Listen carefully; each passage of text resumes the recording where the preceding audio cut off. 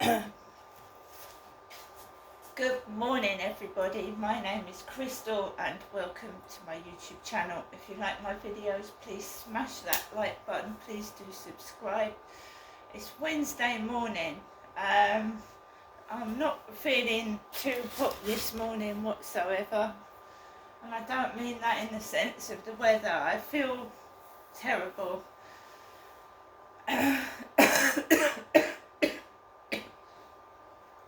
My mum said she thought I had the start of a cold. Excuse me.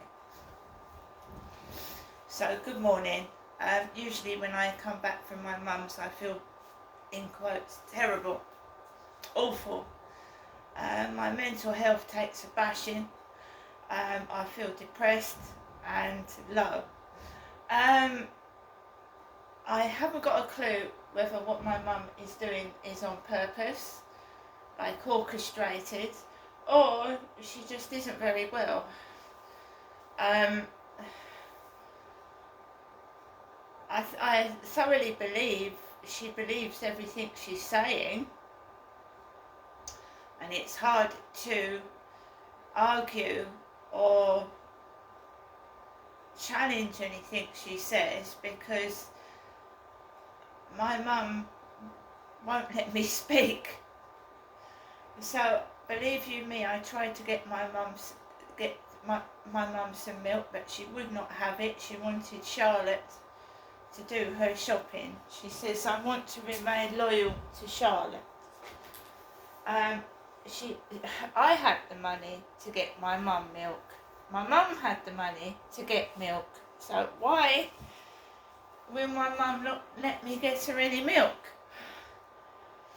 So I felt very, very tired and very, very low after a migraine yesterday, and my mum called me at 10 o'clock at night, would you believe? 10 at night.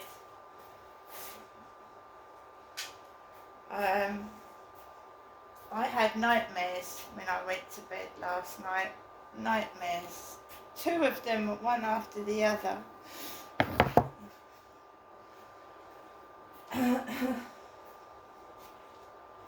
Your pack couldn't renew as you don't have enough credit in your balance or haven't set up a Sorry, I can't listen to my mum's voicemails. I've got to top up my phone. Wow, I forgot to top up my phone. Never mind. So I don't know what my mum said last night.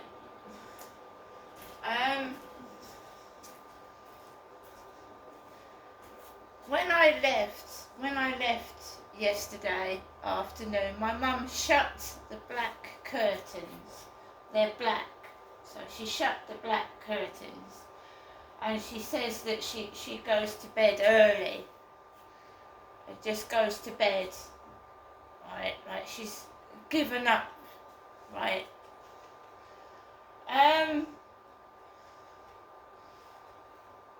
All I did was spend a couple of hours round my mum's, and I couldn't bear it. I couldn't bear it. She needs professional help. She does. She needs some help. And she's tried to get help, and she won't let. I said, do you want me to get you some help? No, she said. No. I mean, what can I do? What I don't understand was, why was she saturated in oil? It was making me very difficult to be able to sit in that flat. I don't know what she's doing, whether she's copying what happened to my dad. But when my dad was embalmed, the smell was horrific, and I could not stay in the room where my dad's body was resting for more than 5 minutes because there was no ventilation in that room. So I could have suffocated. So I don't know who's doing this. I don't know whether it's my mum doing it to herself, or somebody else is doing that, making her cover herself, saturate herself in some strong, potent smell, or what. So when I opened my mum's flat doors, you could hear young people in the middle of the day, youngsters, making loud noises by the bus stop opposite my mum's flat. You could hear it. Young people making loads of noises. And my mum said, oh, that's always been like that. They get noisy by the bus stop. But I've smelt cannabis smoke from coming over my mum's fence at the same time. I don't know what's going on. Charlotte hasn't been up there for a while because she hasn't been well, and if my mum keeps dosing herself in perfume, I can't sit, and I can't have her in my flat smelling like that. You give my mum perfume and she saturates her body with it, covers herself in it.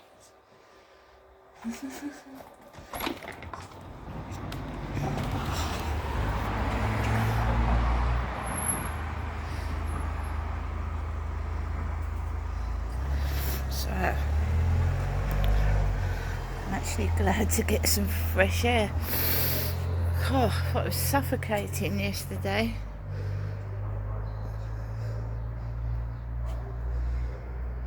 I also got a bit scared because I don't know what the fuck is going on. See, now I'm able to come out. Yesterday it was so noisy. It was noisy yesterday. I couldn't do this properly.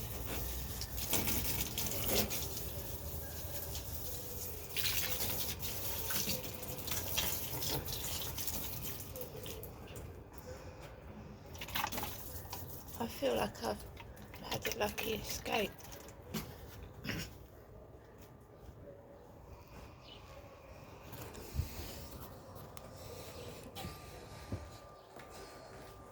I said I feel like I've had a lucky escape. I just do. When I got out of the taxi going up to my mum's, right,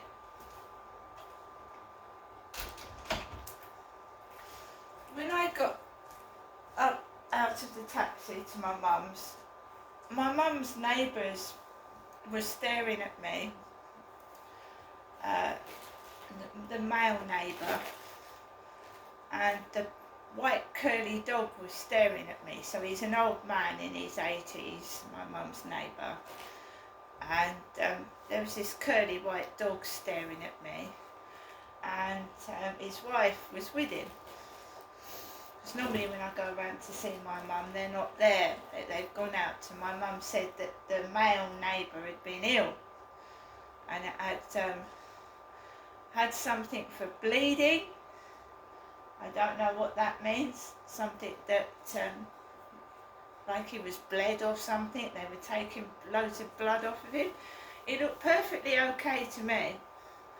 He was staring at me as I was getting out the taxi, and he looked perfectly okay. She said he had a bad leg as well, and he was stood up staring at me. I went into the flats, and they were both, her neighbours were sat listening in like where they keep their cars, and the female neighbour was smoking, and it was coming through in the back. And of course that triggered the headache, the smoke. The smoke.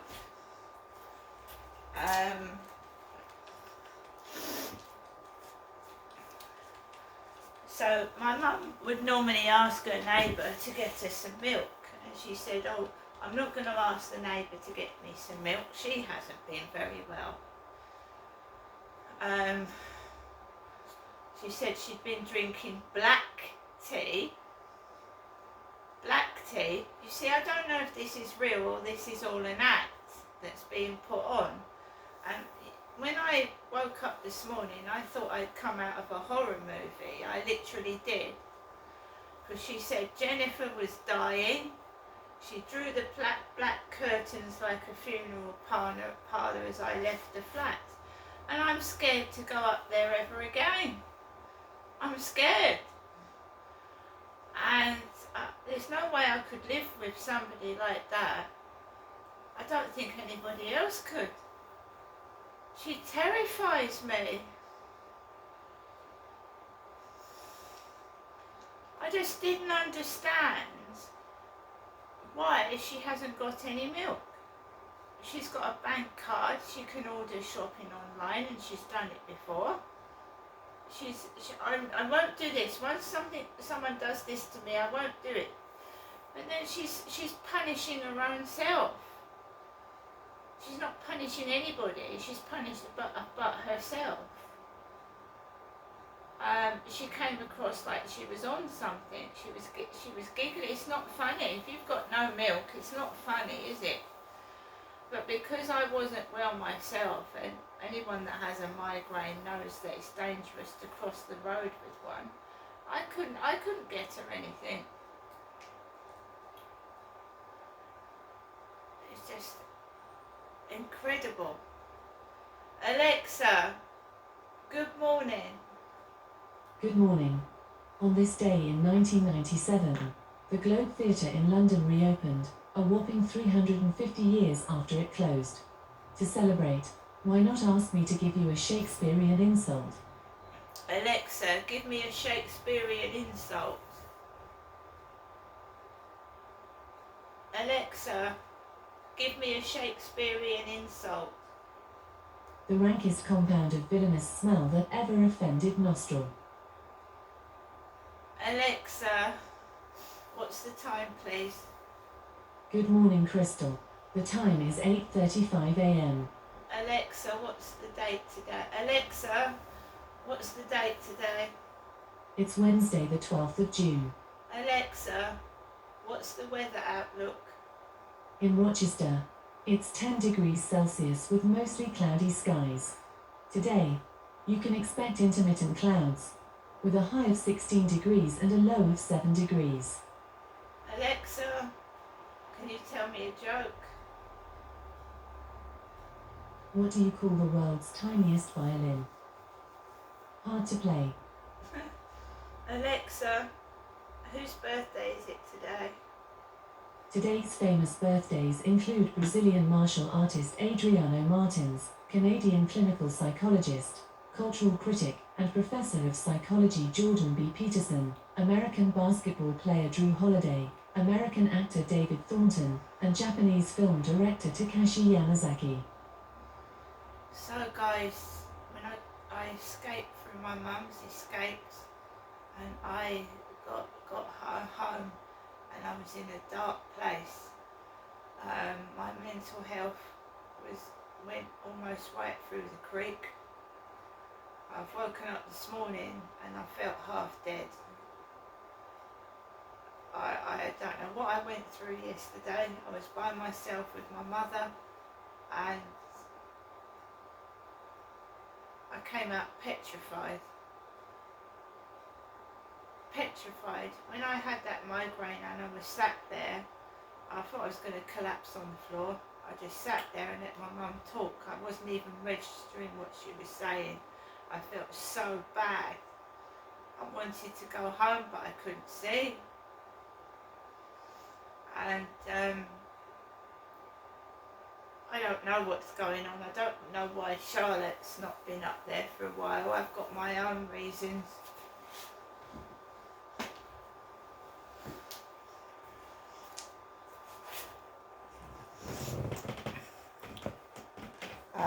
I think she needs help, but I mean, you know, Great Britain at this moment in time doesn't seem to be supporting anyone. It's hard to get help for yourself, let alone anybody else. While she's still She knows the date, she knows the time, she knows where she is, she can cook her lunch. So does that mean she's doing these things to herself on purpose?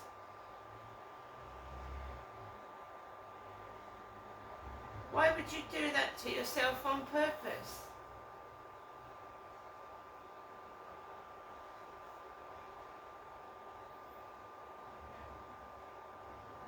She's apparently left messages on Charlotte's phone, because normally Charlotte takes my mum in the car to the cash point. She brings her home and then Charlotte does the shopping for my mum. I haven't got a car, so there's no way that I can't lift heavy bags up to Chatham. I mean, I haven't got a car. A next door neighbour's got a car. And I couldn't understand why, if her neighbour knew that she hadn't got any milk, why, you know, just putting a small bit of milk in a cup or something. So I don't know what's going on. I don't interfere. When I run out of something, I have to go and get it myself, basically. I remember at Lansdowne Court I used to get these terrific headaches, and my electricity had run out, so I'd have to walk half blind to the nearest place that would top up my electricity. I mean, we all go through it. My mum is elderly though. She's very, very elderly. Fortunately, she doesn't have to top up her electric and gas outside. It's like quarterly, and so she doesn't go without electrical like I've done in the past. But I mean, I don't know what's going on.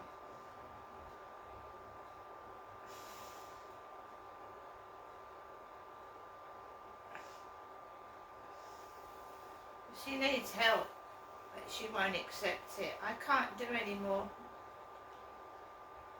I said, do you want me to contact social services? Do you want me to get you some help? No, I don't. Do you know what I've done in the past before? I've tried to get my mum help, and she's made me look a fool and turn these people away. What can I do? I can't do anything. It's sad, it's upsetting to watch your mother deteriorate like that, but what can I do? And if she starts shouting at people, that's abusing them. So it's very difficult. It's a difficult situation. I've got a feeling one of these days someone's going to land her on my doorstep. That's what I think. That's what's happened before. Someone's put her on my doorstep.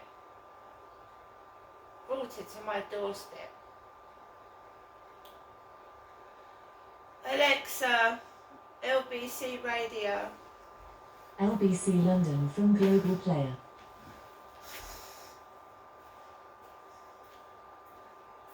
She was genuine about his lack of Sky TV. The problem is he doesn't realise it's demonstrating his privilege, that to him as a child it was a hardship. To others that were borrowing clothes and food from neighbours or parents were going without meals, his words will ring cold and lacking truth. All right, keep them coming on that. We also brought you that report from my colleague Brendan Weatherby down in Wales, of the school, the open letter that's going to Sir Keir Starmer over the school fees policy. Den in Nantwich wants to talk about that. Den, you listen to the report. What's the point you want to make? Good morning. Oh, hi, Nick. Yeah, it's quite a sort of technical point, but one thing I haven't heard anybody ask about this VAT thing on private schools. You hear a lot about that the government are going to take 20% VAT on the fees. But of course, once schools become VAT registered, which obviously they're not now because they're not charging VAT, they'll be able to claim the VAT back off the government for all the VAT they take to all suppliers to them, because at the moment that's a net receipt to the government. So there isn't going to be this 20%, there's going to be the difference between their input VAT and their output VAT. And I haven't heard anybody mention that. Doesn't help the parent though, does it?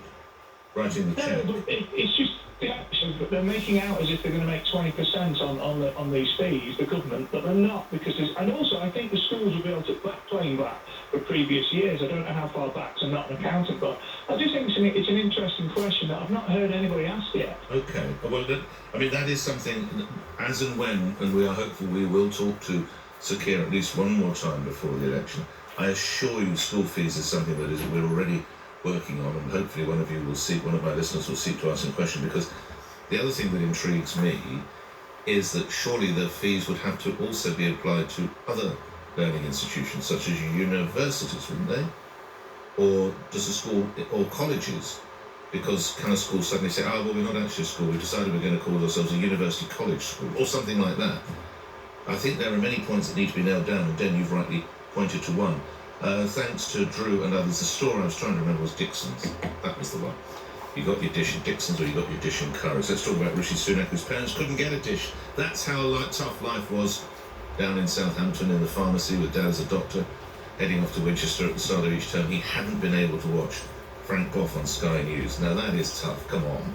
Marcia's in Harlesden. Marcia, what do you say? Good morning. Yeah, good morning. Yeah, I do think it matters. You've got to remember that he's just published a manifesto that has said that he's going to fund loads of cuts 19 by billion. cutting benefits. People on benefits, you're talking about people that have assets worth £6,000 Yes. or less. And so, you know, just look at this. You've got somebody who's you know, a millionaire in his own right, married to a billionaire. His father-in-law was even a bigger billionaire than his daughter. She's not a billionaire yet. Sorry to interrupt you. Yeah. Sorry, she's a multi-millionaire, Dad's a billionaire. Just to clarify. On you go. No, that's all right. No, that's my job. On you go, Marcia. And his solution, and a non-dom, and his solution to helping this country, which is in crisis, is to take money from people that have got less than £6,000. It does matter. Of course it matters. I think it stinks. And, you know, I find it amazing that anyone, you know, look, I you know, like lots of people, I wasn't in a position where I had a lot growing up, all right? And actually, any parent would try their best, don't you? You cut your cloth.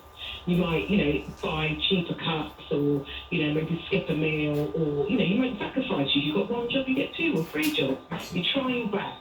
But the reality is, he's never had to do that. And okay, he's very lucky, he's very privileged, but he should be honest about that. Just put it still. I know I've never had to have that kind of sacrifice.